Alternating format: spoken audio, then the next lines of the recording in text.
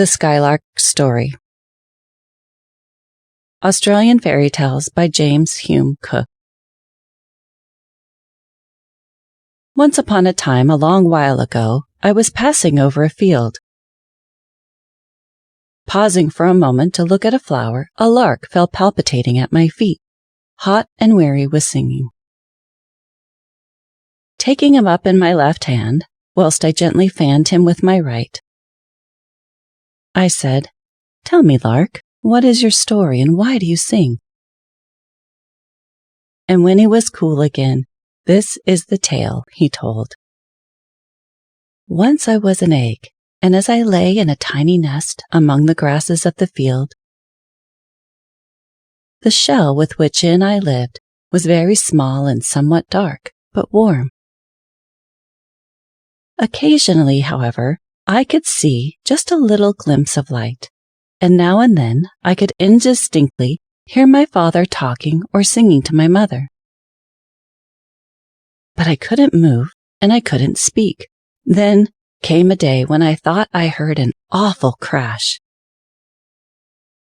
It was so loud and thunderous that it seemed to me as if the sky had fallen. At the time it happened, I was almost asleep, I think, for I appeared to have wakened with such a sudden start that I pushed my beak clean through the shell in which I lived, broke it in half, and there I sat, blinking and winking at the sunlight in the most stupid manner conceivable. In a minute or two I saw my mother. She was looking down at me as proudly as if I were an eagle instead of a wee little lark, almost naked and so weak that I couldn't stand up no matter how hard I tried. In fact, every time I tried, I fell back so funnily that my mother laughed a little. That made me cry. When she saw me crying, she said, "Never mind, little one. You'll soon do much more than stand up. You'll fly. And now, just lie down until I go and get you your breakfast." And off she flew. My word, she was quick. I hardly seemed to have lain down before she was back with it. The queerest little pink-ratted wiggly thing you ever saw in your life. But so soft and juicy looking, when she put it on my tongue, I just popped it down my throat and gave a little squeak for more. But that was a long while ago. As I grew and got some feathers, my mother taught me first to walk a little, then to run, and finally to fly. Very well do I remember my first little flight.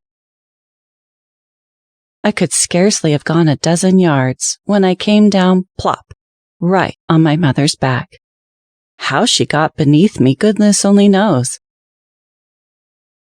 But it was a good thing for me that she did, for when I saw where I should have fallen, it was right on top of an old spiky post in a fence, and I certainly would have been hurt. One day my father came to me and said, "Up you go, little laddie. You're old enough now to get in the air and to get your first singing lesson." I fairly worshipped my father. He really was wonderful, for on all the days when my mother was feeding me or teaching me to fly, we could just see him away up overhead singing rapturously.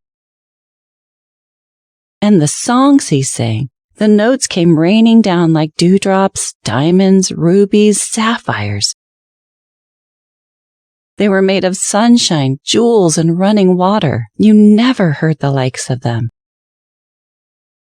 My mother, who loved him to distraction, would often stop in her teaching and just gaze up at him as if he were an angel.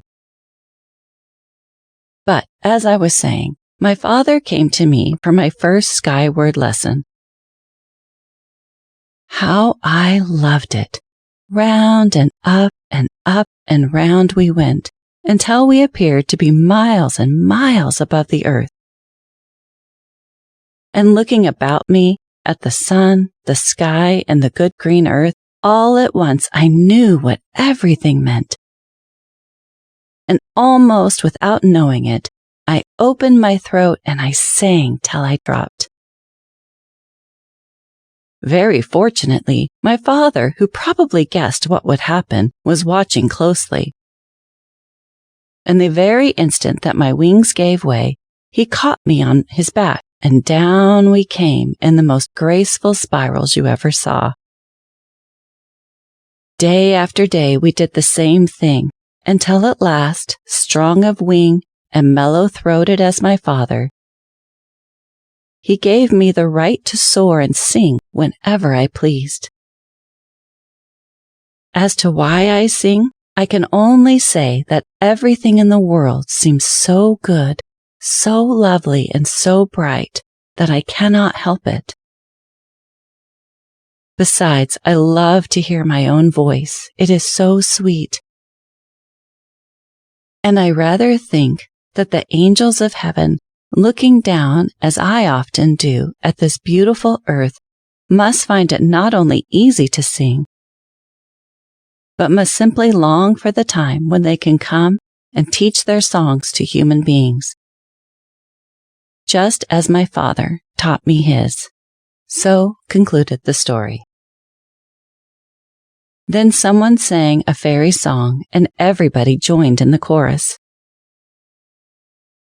After that, the prince asked one of the couriers, one of those who were sent out with important letters, to repeat something he once heard at a concert. And this is what the courier said.